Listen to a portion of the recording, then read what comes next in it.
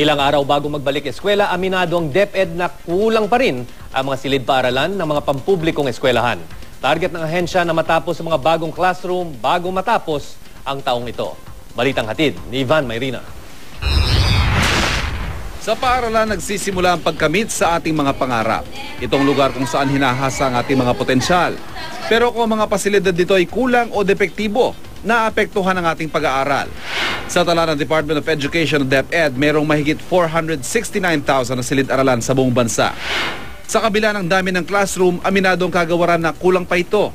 Ang sanay isang classroom na dapat naglalaman lamang ng 25 elementary students, mayroong 40 o higit pa. Ang nasa 50 hanggang 70 high school students naman, nagsisiksikan sa isang classroom.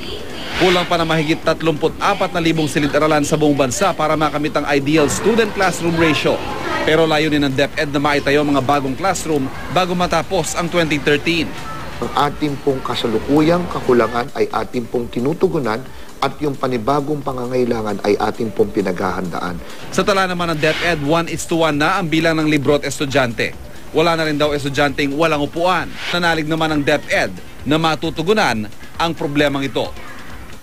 Kung tayo pong lahat ay magkakaisa, ang ating pangarap na maganda at dekalidad na edukasyon sa ating mga anak ay ating makakamtan.